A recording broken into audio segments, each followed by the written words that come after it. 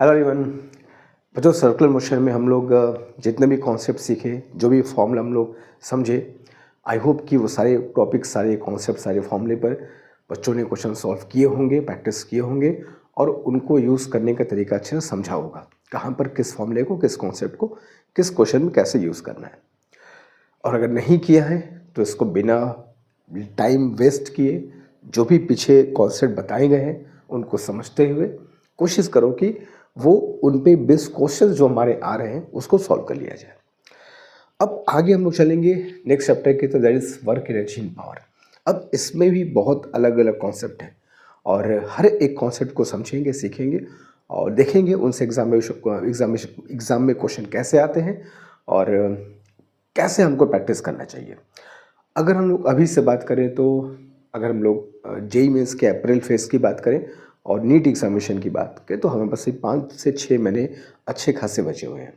इन 5 से 6 महीनों में भी अगर हम लोग शुरुआत से भी अच्छे से टॉपिक्स को पढ़ना शुरू करेंगे और देखना शुरू करेंगे उन पे क्वेश्चंस कैसे आते हैं पीवाईक्यूज़ में, तो हमारा बहुत अच्छा रिजल्ट आ सकता है। तो पीछे क्या हुआ उसको छोड़ करके अभी से ही अगर हमारे पास हम कोशिश करें कि जो हमारे पास 5-6 महीने बचे हैं उस 5-6 महीनों में अपना अगर 100% एफर्ट दे सकें तो रिजल्ट विल बी फैंटास्टिक। ठीक है, बट उसके लिए थोड़ा सा हमें डिसिप्लिन वे में अपनी पढ़ाई को कंटिन्यू करना होगा, कंसिस्टेंसी मेंटेन करनी होगी। ठीक है, result will be very good. तो चलो शुरू करते हैं अपना अगला chapter, that is work energy in power. अब ये जो चैप्टर है, वैसे तो फिजिक्स के सारे चैप्टर कॉन्सेप्ट से पूरे भरे पड़े हैं, ये चैप्टर इसलिए भी इम्पॉर्टेंट है कि इसका यूज़ बहुत चैप्टर में तुमको देखने को मिलेगा। भाई वर्क एनर्जी तो बहुत कॉमन सा कॉन्सेप्ट है जो हर जगह हर कंडीशन में तुमको देखने को मिल सकता है। काइनेटिक एनर्जी, पोटेंशियल एनर्जी, इनको किसी चैप्टर में बांध नहीं सकते। अब इसके क्वेश्चंस तुम्हारे क्लास 12th के टॉपिक्स में भी पूछे जा सकते हैं। इलेक्ट्रिक पोटेंशियल एनर्जी की बात आएगी, मैग्नेटिक एनर्जी की बात आएगी, हर अलग अलग कंडीशन में, क्वेश्चंस में, टॉपिक में, चैप्टर में इनकी बात होगी। तो वर्क एनर्जी इन पावर एक ऐसा चैप्टर है जिस पे हम लोग ये नहीं कह सकते कि ये इस चैप्टर से एक ये क्वेश्चन आएगा। इसका यूज़, इसका एप्लीकेशन किसी भी चैप्टर में आ सकता है। इसलिए इसको हम लोग को बहुत ध्यान से अच्छे समझना होगा। जो भी कॉन्सेप्ट है, टॉपिक है, उनको ध्यान से समझना होगा और उनको अप्लाई करना होगा, उन पे क्वेश्चंस प्रैक्टिस करनी होगी। ठीक है, चलो शुरू करते हैं फिर। तो सबसे पहला टॉपिक जो मैं तुमको बताऊंगा इसमें वो होगा कि work done bye a force. सबसे पहले बात ऐसे शुरू करेंगे, वर्क डन शुरू करेंगे कि एक फोर्स के द्वारा जो वर्क डन होता है वो हम कैसे फाइंड कर सकते हैं। अब ये चीज़ पढ़ने से पहले दो चीज़ का तुमको ध्यान रखना होगा। हम जब भी किसी फोर्स का वर्क डन निकालने जाएंगे तो ये फोर्स हमको दो टाइप का मिलेगा। सबसे पहले मानते हैं कि द फोर्स इज कांस्टेंट। मान लिया कि जिस फोर्स की बात हो रही है वो एक कांस्टेंट फोर्स है। ठीक है, तो अगर एक बॉडी पर कोई कांस्टेंट फोर्स हम लगाते हैं तो उसका वर्क डन कैसे निकालेंगे, इसकी बात पहले करते हैं हम लोग। सपोज कि ये एक ऑब्जेक्ट है, ठीक है, और इस पे हमने एक फोर्स अप्लाई किया, ये दिस इज द फोर्स। इस ऑब्जेक्ट का इनिशियल पोजीशन मान लो x1 है, किसी ओरिजिन के रिस्पेक्ट में इसकी position is x1, initial position x1 है। अब इस पे फोर्स लगाया और इस बॉडी को डिस्प्लेस करके हम लोग किसी दूसरे पोजीशन पे ले गए, that is its final position which is suppose that x2। ठीक है, तो ये इसका जो डिस्प्लेसमेंट है initial to final, that is delta x, वो हम कैसे निकालेंगे? सिंपल है, final position minus initial position. ठीक है, तो ये हो गया बच्चों इसका डिस्प्लेसमेंट x1 से x2 तक। अब ये मान लो कि इस डिस्प्लेसमेंट के दौरान हर एक पॉइंट पर जहाँ जहाँ से हो करके वो बॉडी गुजरी है, हर एक पॉइंट पर इस फोर्स का मैग्नीट्यूड और डायरेक्शन दोनों ही कांस्टेंट है। इस बात को ध्यान रखना कि फोर्स एक वेक्टर क्वांटिटी है। जब भी मैं कहूँगा फोर्स इज कांस्टेंट तो उसका मैग्नीट्यूड और डायरेक्शन दोनों ही कांस्टेंट होना चाहिए। ठीक है, तो ऐसे फोर्स को हम कहेंगे एक कांस्टेंट फोर्स, जिसका मैग्नीट्यूड और डायरेक्शन टाइम के साथ या उस बॉडी के अलग अलग पोजीशन के हिसाब से बदलता नहीं है, that is a constant force. और ये जो कांस्टेंट फोर्स है वो उसके डिस्प्लेसमेंट से suppose that theta angle form करता है। तो जो वर्क डन का बेसिक फॉर्मूला होता है, बहुत बच्चों को ये पता भी होगा, बहुत छोटे क्लास में भी पढ़ते हैं इसको हम लोग, फोर्स और डिस्प्लेसमेंट का dot product F dot delta x. ठीक है, तो ये एक फॉर्मूला है जो हम लोग यूज़ करते हैं, अप्लाई करते हैं when the force on the body is constant.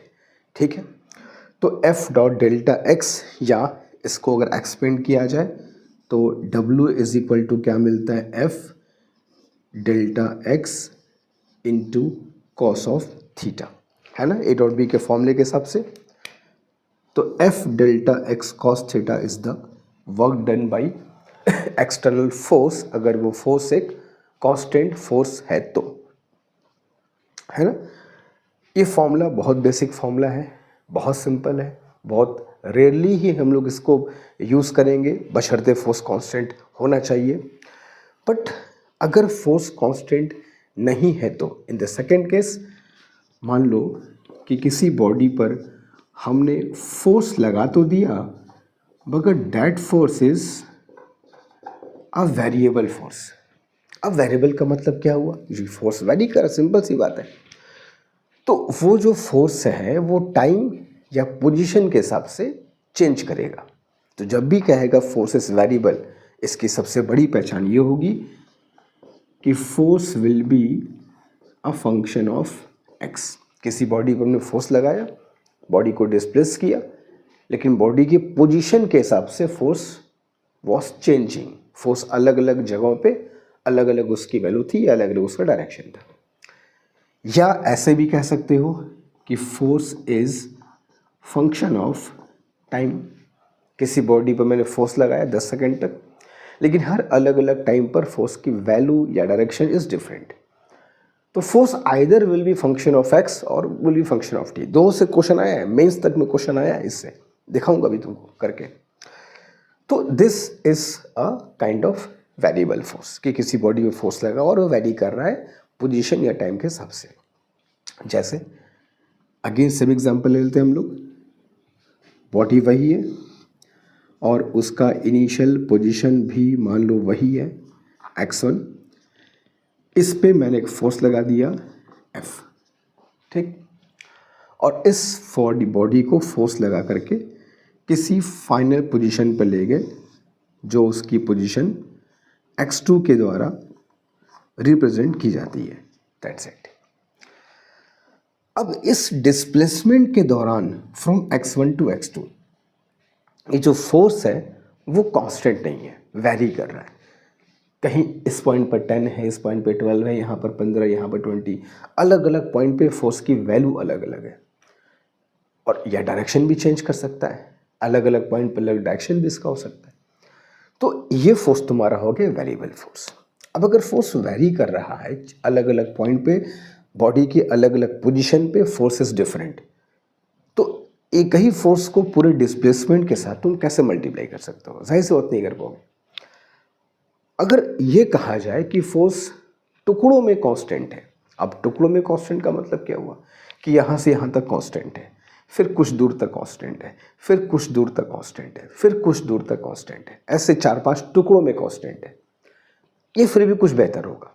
उस 4-5 टुकड़ों में हम फोर्स वर्क डन का ये फॉर्मूला यूज़ कर सकते हैं। जितने देर तक या जितने दूर तक फोर्स कांस्टेंट होगा, उतने दूर तक या उतनी देर तक हम लोग इस फॉर्मूले से वर्क डन निकाल सकते हैं, और फिर लास्ट में सबको ऐड कर दिया जाए तो हमारा वर्क डन आ सकता है। एक सिंपल तरीका ये है, लेकिन ये भी तब कर पाओगे जब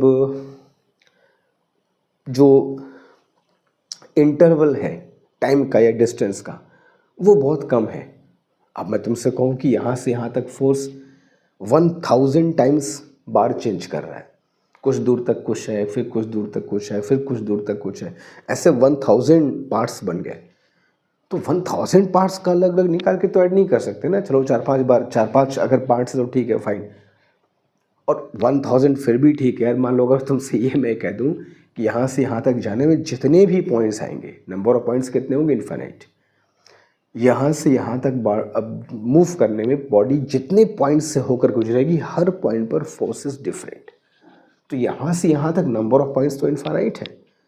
अब फोर्स इन्फिनाइट पॉइंट्स पे अलग अलग वैल्यू है, इन्फिनाइट वैल्यूज कैरी कर रहा है x1 to x2, तब तो वो अलग अलग पार्ट निकाल के ऐड करने वाला सिस्टम है, वो फ्लॉप हो जाएगा हमारा।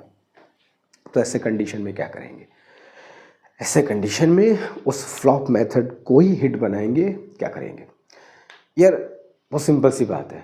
अगर नंबर ऑफ पार्ट्स फाइनाइट है तो समेशन करते हो, नंबर ऑफ पार्ट्स इनफाइनाइट होंगे तो क्या होगा, इंटीग्रेशन होगा। तो ऐसे कंडीशन में अगर फोर्स कॉन्टिन्यूसली चेंज कर रहा है हर एक पॉइंट पे, हर एक सेकंड पे, हर एक माइक्रो सेकंड पे इनफैक्ट, तो उस कंडीशन हमको इंटीग्रेशन का हेल्प लेना होगा। हम करेंगे क्या, हम एक बहुत छोटा सा डिस्प्लेसमेंट लेंगे dx, है ना, दिस इज dx, और ये मान लेंगे कि इस dx की वैल्यू इतनी छोटी है, इतनी छोटी है कि इस dx के दौरान फोर्स इज कांस्टेंट। हालांकि फोर्स कांस्टेंट नहीं है, लेकिन ये dx बेहद छोटा है कि फोर्स चेंज करे उसके पहले dx खत्म हो जाएगा। This is infinitesimally small displacement dx में फोर्स कांस्टेंट अगर है तो इस छोटे से पार्ट का वर्क डन क्या होगा, dw is equal to F dot dx। Simple है। लेकिन ये फोर्स, ये वर्क डन, ये बहुत ही छोटे से डिस्प्लेसमेंट का है, विच इज इन्फिनिटेसिमली स्मॉल। तो अब पूरे position x1 to x2 displacement का वर्क डन कैसे निकालेंगे, सिंपल इंटीग्रेशन करना होगा। तो therefore total work done w will be integration f dot dx x1 to x2। ये है हमारे वर्क डन का फॉर्मूला। जब हमारा फोर्स क्या होगा, वेरिएबल होगा। हम यहाँ मान लेते हैं कि फोर्स हमारा जो है वो वेरिएबल है और x के फॉर्म में, x के फंक्शन के हिसाब से चेंज कर रहा है। तो हम छोटे से पार्ट का वर्क डन निकाल लेंगे और उसको फिर इनिशियल टू फाइनल क्या करेंगे, इंटीग्रेट कर देंगे। तो ये ही दो मेन फॉर्मूले हैं work done by external force calculate करने का। चाहे तुम नीट एग्जामिनेशन में बैठने वाले हो, मेंस दे रहे हो या एडवांस दो, या तुम क्लास 11th में हो, यही दो फॉर्मूले से वर्क डन हमको निकालना होगा। बट मेक श्योर क्वेश्चन को ध्यान समझेंगे कि भाई फोर्स कांस्टेंट है कि वेरिएबल है, फोर्स फंक्शन ऑफ एक्स है कि फोर्स फंक्शन ऑफ टी है, सारी बात देख करके हम लोग इन फॉर्मूले को अप्लाई करेंगे। तो ये एक बेसिक सा फॉर्मूला है जो कि हमको एकदम शुरुआत में आना चाहिए when we start this chapter. लेकिन ये एक्सप्रेशन वर्क डन के तब तक हमारे काम के नहीं होंगे जब तक हम इनसे जुड़ी एक चीज़ और नहीं पढ़ लेते, और वो चीज़ का नाम है वर्क एनर्जी थ्योरम। तो पहले करना क्या है, पहले इस चीज़ को नोट करना है, फिर वर्क एनर्जी थ्योरम भी पढ़ेंगे और समझेंगे उसको अप्लाई कैसे करना है, किस क्वेश्चंस में कहाँ समझना होगा कि वर्क एनर्जी थ्योरम पर ये क्वेश्चन सॉल्व होने वाला है। ठीक है, बट बिफोर दैट इससे कॉपी कर लो, फिर चलते हैं वर्क एनर्जी थ्योरम पे। ठीक है, डू इट फास्ट। अब इसी से एक और चीज़ जुड़ी हुई जिसको हम कहते हैं बच्चों वर्क एनर्जी थ्योरम। अब इसको तो समझते हैं क्या है, अप्लाई कैसे किस क्वेश्चन में करते हैं वो पूरा समझेंगे हम लोग। Suppose that again same example, ये एक बॉडी है जिसका मास मान लो m है, इस पे फोर्स हमने F लगाया, फॉरगेट अबाउट कांस्टेंट है, वेरिएबल है, बात की बात है वो। फोर्स इस पे F लगाया हमने और इसका जो इनिशियल वेलोसिटी है दैट इज u। ठीक है, हमने फोर्स लगाया, फोर्स से क्या मिलता है, एक्सेलरेशन। एक्सेलरेशन क्या करता है, वेलोसिटी में चेंज करता है। तो हमने इसको कुछ दूर डिस्प्लेस किया, वर्क डन किया, और वर्क डन करने पर इसका जो वेलोसिटी है that is change to v। u था, ये v हो गया आफ्टर सम टाइम या आफ्टर मूविंग सम डिस्टेंस। ये जो चेंज हुआ है फोर्स लगाने पर ही हुआ है, क्योंकि इसी से एक्सेलरेशन आया होगा, उसी ने वेलोसिटी को चेंज किया होगा। तो फोर्स नहीं वेलोसिटी को चेंज कर रहा है, फोर्स ही वर्क डन भी तो करता है। तो क्या इनके वेलोसिटी में जो चेंज हो रहा है यू से वी और फोर्स ने जो वर्क डन किया है, क्या इनका आपस का कुछ रिलेशन हो सकता है क्या? क्योंकि दोनों के पीछे ही तो फोर्स है, फोर्स ने ही वेलोसिटी को चेंज किया है और फोर्स ही यहाँ से यहाँ तक लाने वर्क डन भी करेगा।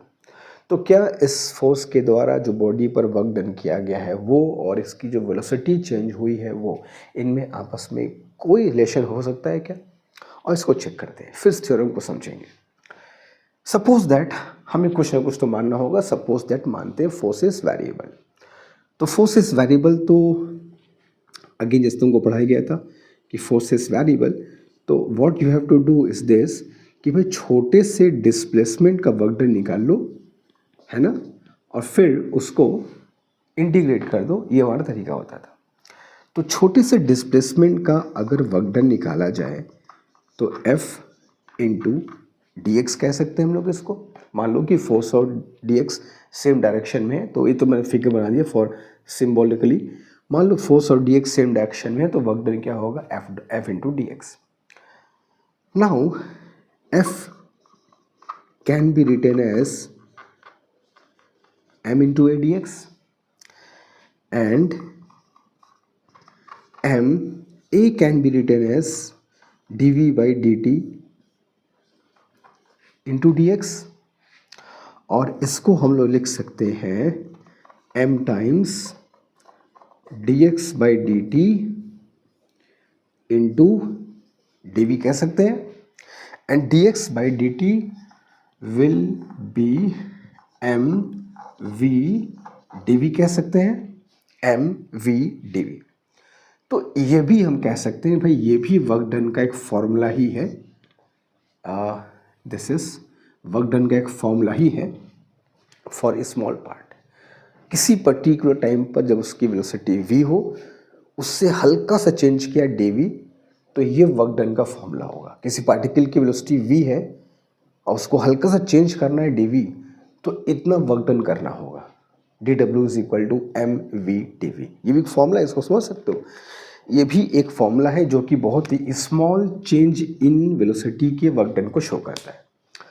मगर हमारा जो वर्क डन है वो u से लेकर v तक निकालना है। तो टोटल वर्क डन जो होगा, therefore the total work done will be integration dw करना होगा u से लेकर के v तक।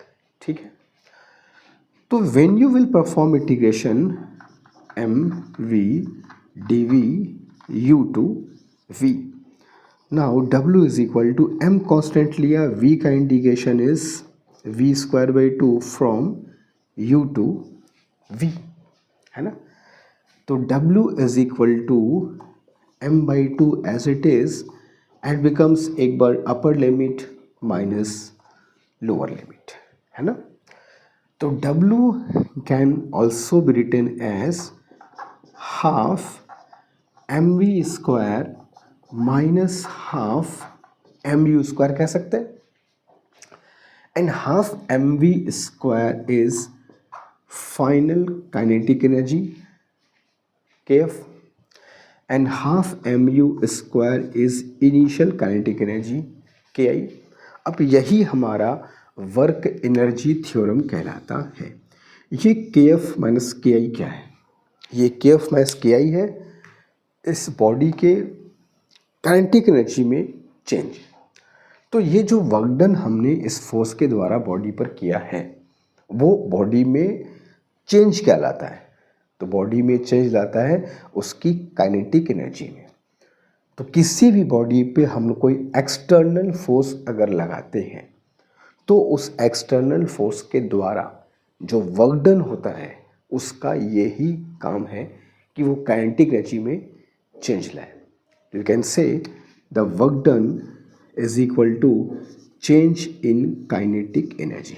मैं चेंज बोला है, फोर्स काइनेटिक एनर्जी हम किसी बॉडी पर जब वर्क डन करते हैं तो वो वर्क डन काइनेटिक एनर्जी को इंक्रीज भी कर सकता है, डिक्रीज भी कर सकता है। तो यहाँ पे ऐसा नहीं बोलना है कि जितना वर्क डन करेंगे उतना काइनेटिक एनर्जी बढ़ जाएगा। वर्क डन अगर हमारा उस तरीके से हो तो काइनेटिक एनर्जी हमारी घट भी जाती है। लेकिन ये कन्फर्म है कि जितना वर्क डन करोगे चेंज उतना ही काइनेटिक एनर्जी में आएगा। यही कहलाता है हमारा the classic work energy theorem, कि किसी बॉडी पर जब एक्सटर्नल फोर्स, नॉट नेसेसरली कि एक ही हो, किसी बॉडी पर 4-5 एक्सटर्नल फोर्स लग सकते हैं, तो उन सभी का जो रिजल्टेंट फोर्स होगा उसका जो वर्क डन होगा will be equal to change in kinetic energy. तो यही थ्योरम कहलाता है हमारा the work energy theorem. The work done by external force on any body is equal to change in its kinetic energy. Simple सी भाषा में, जितना ये फोर्स वर्क डन करेगा उतना ही काइनेटिक एनर्जी में चेंज होगा, न उससे थोड़ा सा ज़्यादा न उससे थोड़ा सा कम। जितना हमने वर्क डन किया वही उस बॉडी में काइनेटिक एनर्जी के फॉर्म में जाएगा। बट निगेटिव वर्क डन होगा, पॉजिटिव वर्क डन होगा, उसके हिसाब से काइनेटिक एनर्जी घट सकती है, बढ़ सकती है, मगर चेंज उतना ही होगा जितना ये फोर्स वर्क डन करेगा। यही थ्योरम कहलाएगा द वर्क एनर्जी थ्योरम। तो ये दो कॉन्सेप्ट हमको बहुत अच्छे से पता होना चाहिए वर्क एनर्जी पावर चैप्टर में। जब हम शुरू करें इस चैप्टर क्वेश्चन सॉल्व करना, तो work done by force and work in theorem, ये दो चीज़ हमको पता होगी तो हम लोग बहुत क्वेश्चंस सॉल्व कर लेंगे। और क्वेश्चंस बहुत बनते हैं इस एग्ज़ाम में, बहुत क्वेश्चन आते हैं एग्ज़ाम में।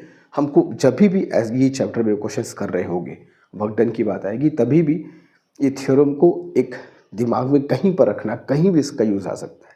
ठीक है, बहुत यूज़फुल थ्योरम है और बहुत क्वेश्चंस बनते हैं इस पर। सो ये दो कॉन्सेप्ट हैं जो हमको इस चैप्टर में शुरुआत में समझने होंगे। नेक्स्ट क्लास में विल मूव अहेड और फिर देखेंगे और क्या कॉन्सेप्ट हैं इस चैप्टर में जो हमको अच्छे से रिमेंबर करके जाना होगा बिफोर द एग्जामिनेशन। इसमें कहीं कोई डाउट हो, कोई प्रॉब्लम हो तो कमेंट बॉक्स में ज़रूर मेंशन करना। Will meet in the next class with some new concept and new formula and with new enthusiasm. Thank you so much.